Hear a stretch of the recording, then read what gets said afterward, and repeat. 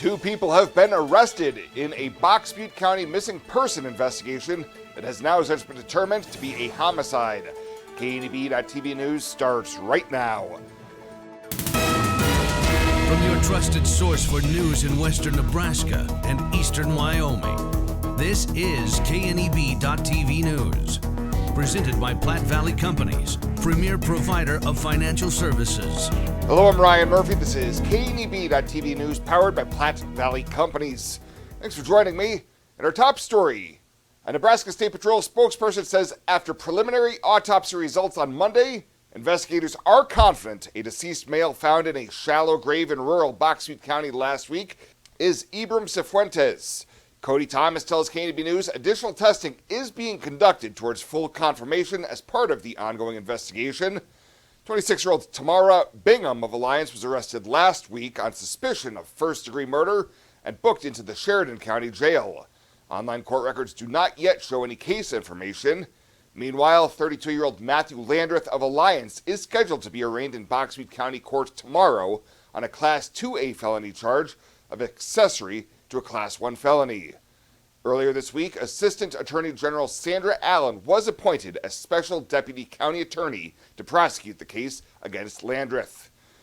Well, Mitchell Mayor Paul Morrell is under fire after a state audit found evidence suggesting he used city equipment for personal gain and tried to mislead state auditors.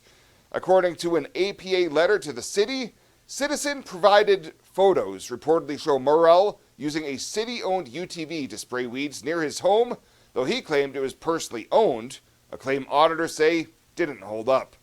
The city responded that Morrell was addressing public complaints about weeds citywide the day certain photos were taken.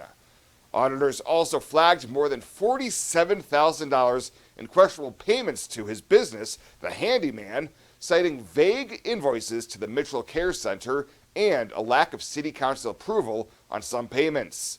State Auditor Mike Foley has now referred the findings to state and local legal authorities for possible further action. And a Scottsville County District Court jury has found a Gehring man guilty on all 4 counts, including possession of child pornography this week, following a 2-day trial.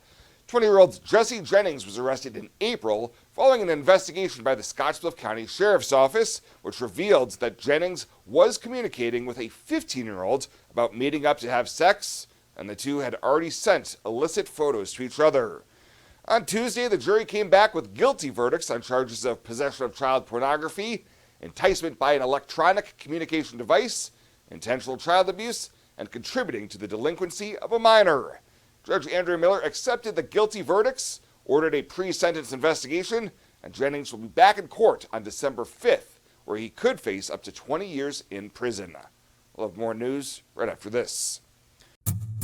Whether you're gardening, searching for the perfect vacation home, or planning your next travel destination, your life is just as unique. Your Raymond James financial advisors, Jody Rosiska and Kevin Figg, get to know you, your passions, and your vision for the future, so you can live your life. That's life well planned.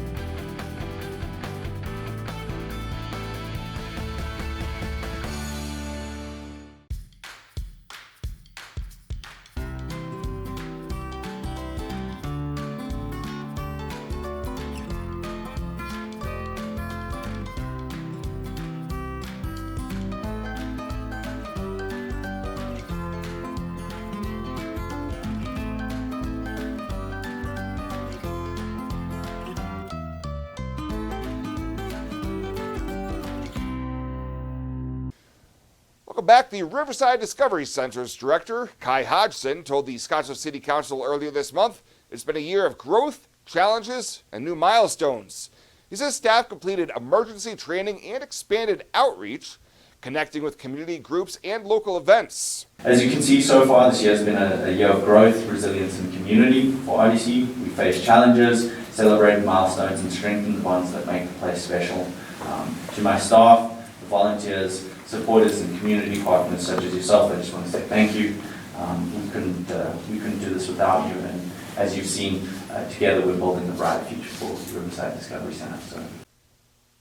On the animal side, the zoo released some of its swans into the wilds in Oregon, welcomed their new female mountain lion Jade, and said goodbye to several beloved older animals. Upgrades are also underway, including new fencing, concession updates, and a major renovation of the reptile house. Visitors will soon see a 3D giraffe sculpture at the entrance, part of the zoo's 75th anniversary celebration. Well, 0 members of the public offered testimony Monday as the Scottsbluff County Board held a hearing on their budget and tax asking request for the 2025-26 fiscal year.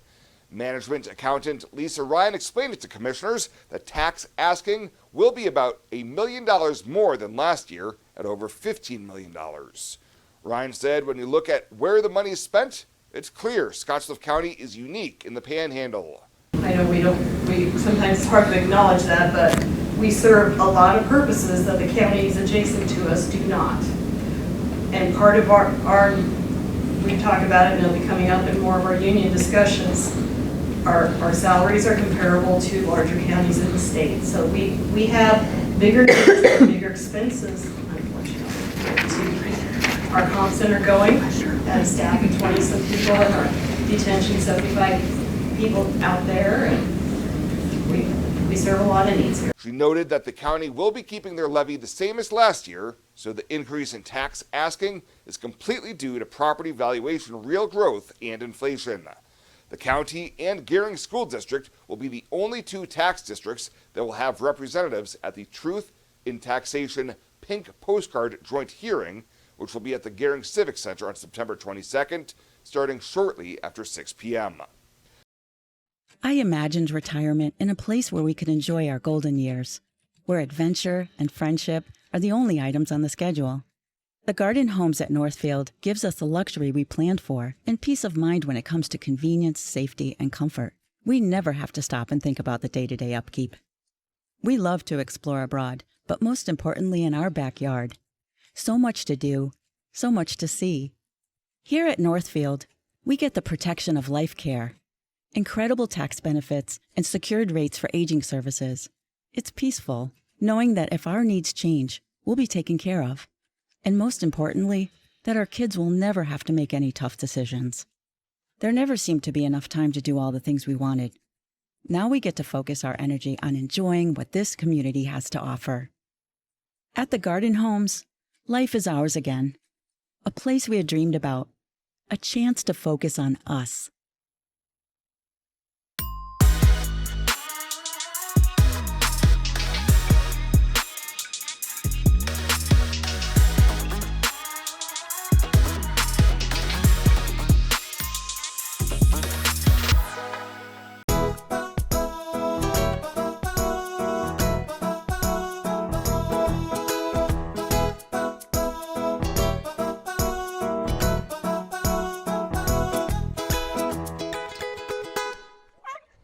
For this week's featured pet of the week, we meet Bruno, a 3-month-old kitten that's been at the Panhandle Humane Society since early July. His adoption cost is $85, but that includes his neuter, microchipping, and all vaccinations. And for how cute he is, we definitely will talk about Bruno. To meet him or any of the cats and dogs available for adoption, head on over to the Panhandle Humane Society daily during normal business hours. This isn't just a beautiful hospital. It's the home to exceptional patient care. This is where specialty clinics meet your needs. This is where a friendly smile, a warm hand, and an empathetic ear exist to care for you. This is us. Box Butte General Hospital. Great things are happening here. Pet waste and water don't mix. Animal waste decomposes in water, releasing nutrients, which deplete the oxygen fish and other life need to survive and encourage harmful algae growth. Animal waste also has disease-carrying bacteria, making contaminated water unusable. It's easy to prevent pet waste pollution. Simply pick up your pet's waste and dispose of it in a trash can, and avoid letting your pets defecate within 200 feet of our community's waterways. Tri-City Stormwater reminds you it's our water, our responsibility.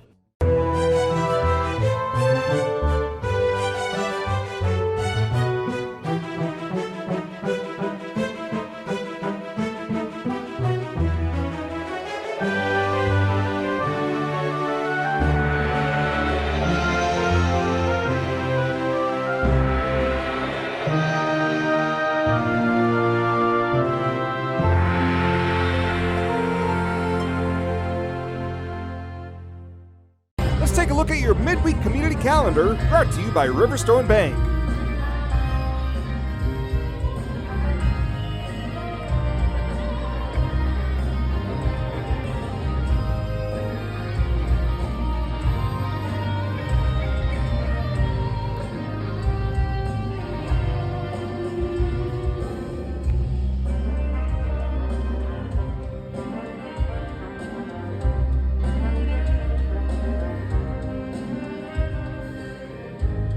Please fasten your seatbelts for the turbulence up ahead. You ran a little bit early, but I haven't quite made it yet. The world is very pretty, through the tiny little window. All the lights out in the city, they flicker way down the road.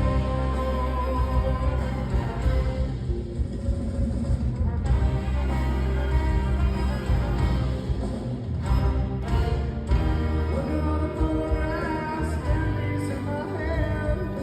Thought you'd be here with me, took a different flight instead.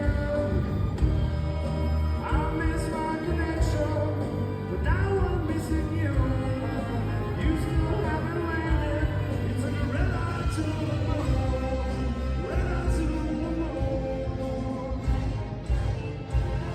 You were taking us way too slow.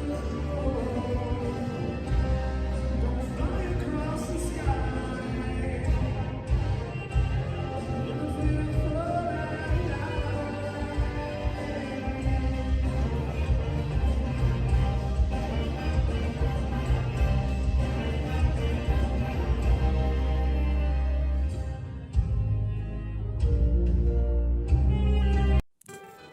The community calendar is brought to you by Riverstone Bank.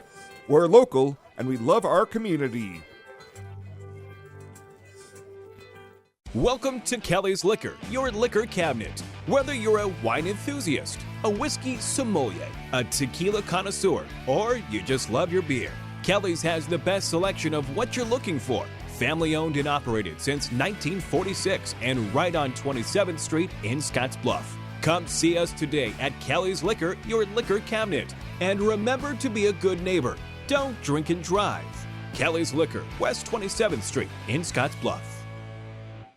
At Platte Valley Bank, we want to help you take advantage of every adventure. We know you have plans, goals, and dreams. Let us help you with them.